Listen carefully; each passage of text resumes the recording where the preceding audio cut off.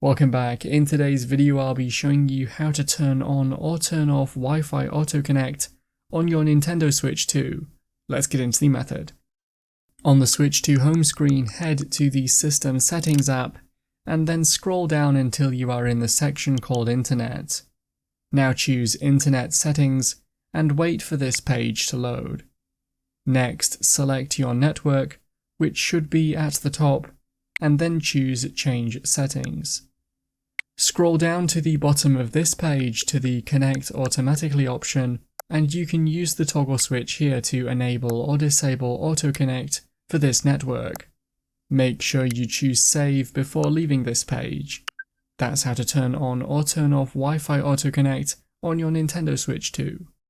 If you have any questions, then let me know in the comments below, and if you did find today's video helpful, remember to leave a like and feel free to subscribe for more tips in the future. Be sure to stick around to see some of my other videos that you might be interested in. Thanks so much for watching, and I will see you in another video.